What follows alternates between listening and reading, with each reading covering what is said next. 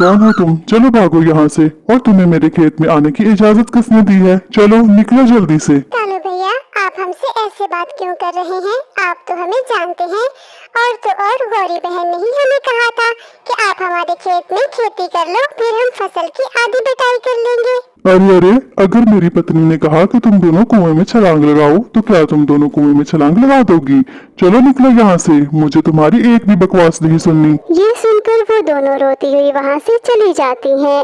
प्यारे बच्चों, ये कहानी जंगल के सबसे दुष्ट पक्षी कालू कौवे की है। कालू जी, समय जा रहा है, कोई तो काम कर लो। अगर ऐसे ही चलता रहा तो हम खाएंगे कहाँ से? कोई भी मुश्किल काम मुझसे नहीं होता गौरी, तुम ही बताओ मैं क्या करूँ? कालू जी, नदी के पास हमारा जो खेत है, आप उसमें आलू बैंगन और टमाटर की खेती क्यों नहीं कर लेते? फिर वो सब्जियां बेचकर जो पैसे आएंगे उनसे हमारा साल भर का भोजन चलता रहेगा। हाय गौरी, इतना मुश्किल काम मैं नहीं कर सकता, मुझे तो सोने में ज्यादा मजा आता है। कालू जी, अगर आपसे नहीं होता तो फिर मैं राणा चिड़िया से कहती हूँ कि वो हमारे खेत में आलू मटर बैंगन टमाटर की खेती कर ले। हम बाद में फसल आधी आधी बांट लेंगे। वो रानू, उसने कभी खेती की भी है आज से पहले, जो वो हमारे खेत में सब्जी उगाएगी? मगर गौरी कवि कालू की बात को सुने अनसुने करके रानू चिड़िया के घर की तरफ चली जाती है। रानू चिड़िया अपने घर के बाहर अपने बच्चों के साथ बैठी हुई थी। रानू, मैं तुम्हारे साथ एक फायदे की बात करने आई हूँ। अगर तुम कहती हो तो मैं तुम्हें बताती हूँ। वैसे भी तुम सारा दिन घर में फारग ही रहती हो। गौरी बहन बताएं, ऐसी भी क्या बात है मेरे फायदे की? रानू, मेरा नदी वाला खेत फारग पड़ा हुआ है। मैं तो कहती हूँ तुम उसमें आलू मटर बैंगन टमाटर की सब्जी उगा लो। जब फसल तैयार हो जाएगी तो हम दोनों उसकी बिटाई कर लेंगे। बोलो, क्या कहती हो तुम गरीब चिड़िया? ये बात सुनकर रानू चिड़िया तो मन ही मन खुश हो जाती है। गौरी बहन, मैं सोचकर कल तक आपको बता दूंगी। आधी फसल तुम्हारी और आधी फसल हमारी, सोचकर बताना मुझे चिड़िया। ये कहकर गौरी कवि वहाँ से चली जाती है। रानू भी अपने बच्चों को लेकर घर के अंदर आ जाती है। शाम होते ही लाडो चिड़िया रानू के घर में चक्कर लगाती है। वो दोनों दोस्तें हमेशा सब काम मिलजुल कर एक साथ किया करती थी। एक लाडो चिड़िया ही थी जो रानू के हर बुरे समय में उसका साथ देती थी। लाडो, आओ बैठो, मुझे तुमसे एक जरूरी बात करनी है। आज मेरे पास गौरी कवि आई थी। वो कह रही थी कि मैं उसके खाली खेत में सब्जियां उगाऊं, फिर जो भी सब्जियां तैयार होंगी वो हम आधी आधी बांट लेंगे। तुम क्या कहती हो लाडो? ये तो बहुत अच्छी बात है रानू, ऐसे तो हमें साल भर के भोजन की बिल्कुल भी चिंता नहीं होगी। तो फिर मेरे साथ आओ, हम गौरी कवि से अभी जाकर बात करते हैं। फिर रानू चिड़िया लाडो को अपने साथ लेकर गौरी कवि से बात करने के लिए चली जाती है। गौरी बहन, हम तैयार हैं और हम आज से ही आपके खेत में काम शुरू कर देंगे और आप देखना हमारी फसल बहुत अच्छी तैयार होगी। हम दोनों बहुत मेहनत करेंगे। गौरी बहन, हमारे पास खेतों में काम करने के लिए बैलगाड़ी भी है। ये तो बहुत अच्छा है रानू, बैलगाड़ी से तो काम और भी आसान हो जाएगा। फिर उस दिन के बाद से वो दोनों दोस्तें रोजाना सुबह जाकर गौरी कवि के खेत में खूब मेहनत करती हैं। लाडो चिड़िया बीज डालती है और रानू चिड़िया खेत में पानी लगाती है। ऐसे ही वो दिन रात उस खेत में खूब मेहनत करती है। फिर कुछ ही दिनों के बाद खेत में बहुत अच्छी फसल उगकर तैयार हो जाती है। ऐसे ही दिन गुजरते रहते हैं। जैसे ही गर्मी बढ़ती है तो उनकी टमाटर बैंगन की फसल पककर तैयार हो जाती है। फिर एक दिन गौरी कवि और कालू कौवा घूमते हुए अपने खेत की तरफ आ जाते हैं। गौरी, आज से पहले मैंने इस खेत में इतनी अच्छी फसल कभी नहीं देखी। मेरे पिताजी ने भी यहाँ कई बार खेती की, लेकिन ऐसी अच्छी फसल तो उनसे भी तैयार नहीं होती थी। रानू चिड़िया ने बहुत मेहनत की है। उसने बहुत मेहनत से दिन रात इस खेत में काम किया है। ना उसने छांव देखी और ना ही उसने धूप देखी। गौरी, अब तो हमारे खेत में फसल उगकर अच्छे से तैयार हो गई है। अब क्यों न जब चिड़िया इस फसल की कटाई करने आए तो उसे डांट डपट करके यहाँ से भगा दे, नहीं तो उसे आधा हिस्सा देना पड़ेगा। हाय हाय कालू जी, मगर ये काम कैसे होगा? मैं सब कर लूंगा, तुम ये सब काम मुझ पर छोड़ दो। चिंता न करो गौरी, मैं ये सब कुछ देख लूंगा। लाडो बहन, जल्दी करो, आज हमें अपनी फसल की कटाई करनी है। मैंने दरांती बैलगाड़ी में रख ली है, तुम पानी वाला मटका लेकर आ जाओ। फिर रानू चिड़िया अपना सारा सामान बैलगाड़ी में रहकर खेत में आ जाती है। वो दोनों बहनें सुबह से शाम तक खेत में काम करती हैं।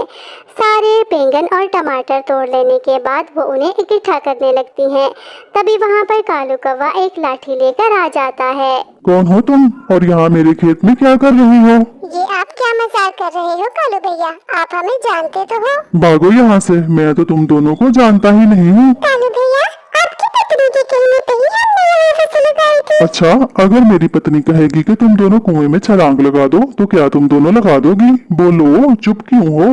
अरे मेरी पत्नी का तो दिमाग खराब है, जो उसने मेरा खेत मुझसे पूछे बिना ही तुम्हारे हवाले कर दिया। लाडो बहन, मैं तो ऐसा कभी सोचा भी नहीं था जो हमारे साथ हुआ है, लेकिन अब हम क्या करेंगे? हमने तो इस खेत में बहुत मेहनत की थी। रानू, तुम चिंता न करो, चलो अब यहाँ से, ऊपर वाले के घर देर है अंधेर नहीं। ये कहकर वो दोनों अपनी बैलगाड़ी लेकर वहाँ से चली जाती हैं। क्या बोलती हो गोरी?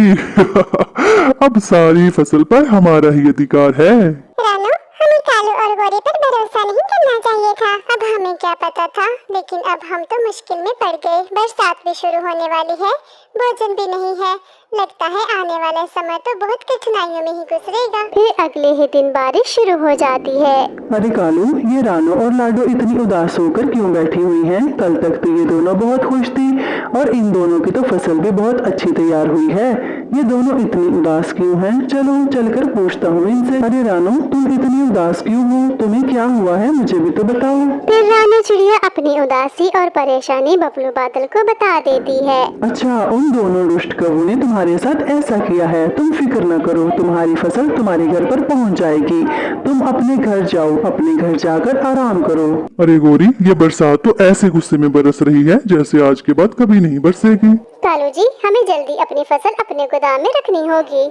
बरसात का पानी जैसे ही टमाटर बैंगन की फसल पर पड़ता है, वो फसल गायब होने लगती है। कालू जी, देखो ये हमारे साथ क्या हो रहा है, हमारी फसल गायब हो रही है। हाँ गोरी, ये कैसे मुमकिन है? आखिर ये हो क्या रहा है? कालू जी, मुझे तो लगता है ये हमारे बुरे कर्मों का फल है। हमने रानो चिड़िया के साथ अच्छा नहीं किया। फिर सारी फसल वहाँ से गायब होकर रानो चिड़िया के घर पर आ जाती है। दोनों सहेलियाँ अपनी मेहनत से तैयार हुई फसल को देखकर बहुत खुश हो जाती हैं। फिर कालू और घोरी भागते हुए रानो चिड़िया के घर आ जाते हैं। रानो, हमें माफ कर दो, हमने तुम्हारे साथ गलत किया और हमारी तो सारी फसल ही गायब हो गई है। जब वो दोनों रानो चिड़िया से माफी मांगते हैं तो रानो चिड़िया को भी उन पर दया आ जाती है। रानो चिड़िया उनको उनके हिस्से की आधी फसल दे देती है। इस तरह रानो और लाडो दोनों खुशी खुशी रहने लगती हैं। प्यारे बच्चों, इस कहानी से हमें ये सीख मिलती है कि हमें कभी भी किसी के साथ धोखा नहीं करना चाहिए। अगर हम किसी के साथ वादा करें तो फिर हमें उसे पूरा भी ज़रूर करना चाहिए और हमें कभी भी लालच भी नहीं करना चाहिए। और हाँ प्यारे बच्चों, इस वीडियो को लाइक करें, अपने दोस्तों के साथ शेयर करें और चैनल को सब्सक्राइब करें। Thank you. इस बारिश में टुन्नू चिड़ा और रानो चिड़िया अपने पंख फैलाकर बैठे हुए थे ताकि उनकी बेटी गुड़िया के ऊपर बारिश का पानी न आए, लेकिन फिर भी गुड़िया तो बारिश के पानी में भीगती ही जा रही थी।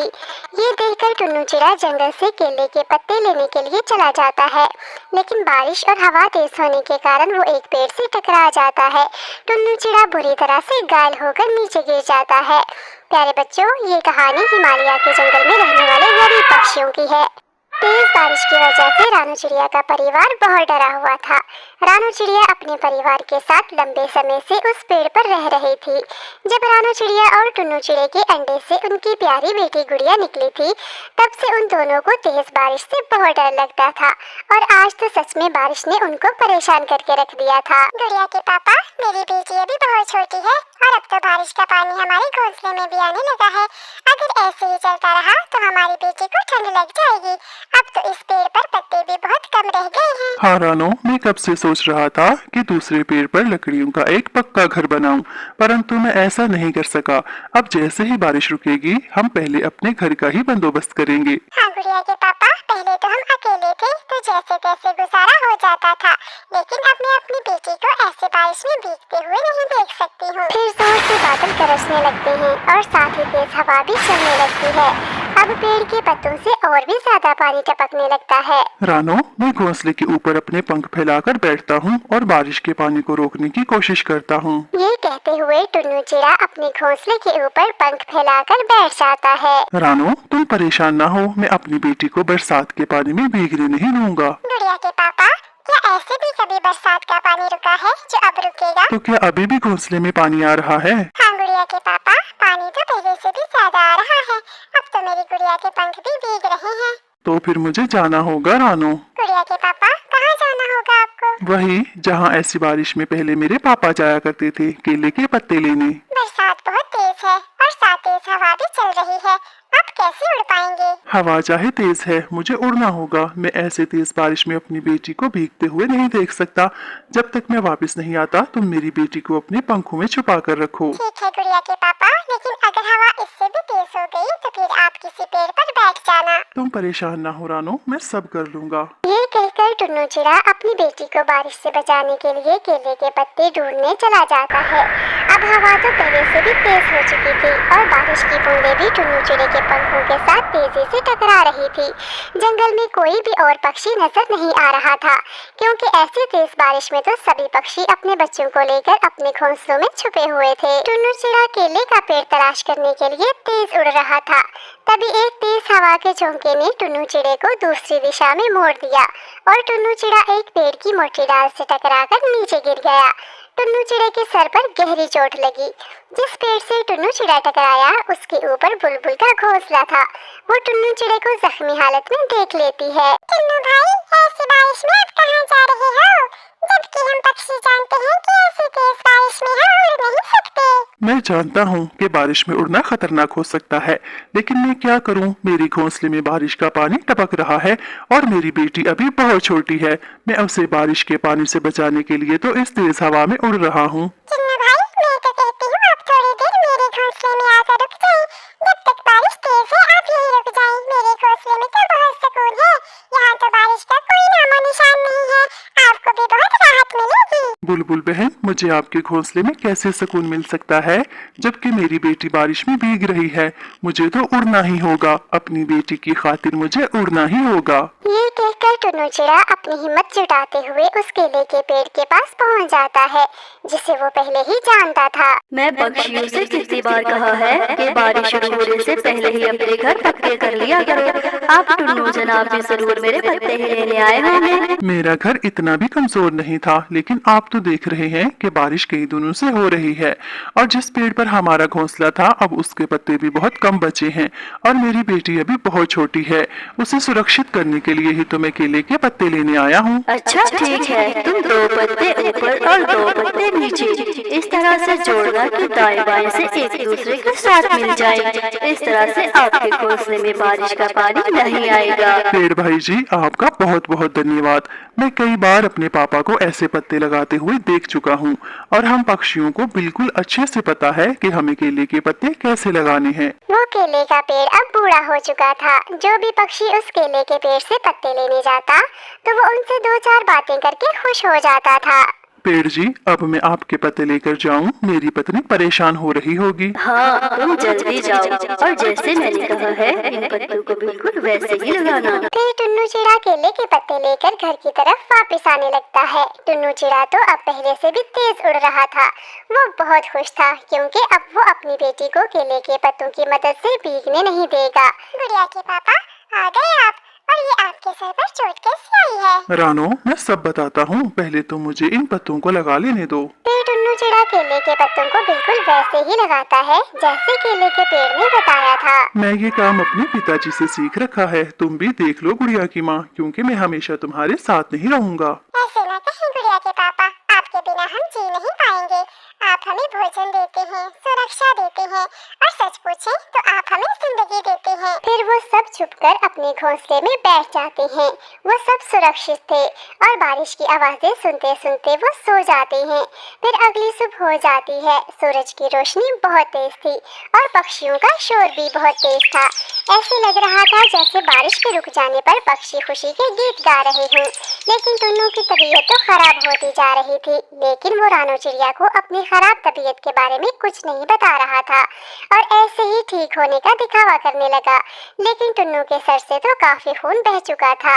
फिर कुछ ही दिनों बाद टुन्नू की तबीयत ज्यादा खराब हो जाती है और टुन्नू चिड़ा सोता का सोता ही रह जाता है। गुड़िया के पापा उठे, सुबह हो गई है, हमें गुड़िया के लिए दाना लेने जाना है। लेकिन टुन्नू चिड़ा तो रानो की बात का कोई जवाब नहीं देता। क्या हुआ गुड़िया के पापा, आप मुझे सुन क्यों नहीं रहे? आपकी तबीयत तो ठीक है ना? रानो चिड़िया के बार बार बुलाने पर भी टुन्नू चिड़ा आंखें नहीं खोलता। फिर रानो चिड़िया समझ जाती है कि टुन्नू चिड़ा उसे छोड़कर हमेशा के लिए चला गया है। मैं मर गई, मुझसे तो मेरा सारा कुछ मुझे छिन गया। अब मैं क्या करूंगी? मैं अकेले अपनी बेटी को कैसे पालूंगी? पापा, पापा जी उठे ना। पापा जी, मुझे भूख लगी है, मेरे लिए खाना लेकर आए। गुड़िया बेटी, अब आपके पापा कभी नहीं उठेंगे, ये हमें छोड़कर हमेशा हमेशा के लिए चले गए हैं। फिर वो दोनों माँ बेटी जोर जोर से रोने लगती हैं। फिर कुछ दिन ऐसे ही गुजर जाते हैं। एक दिन रानो चिड़िया नदी किनारे बैठी हुई रो रही थी। अब मेरी बेटी के लिए तो मुझे जीना ही पड़ेगा।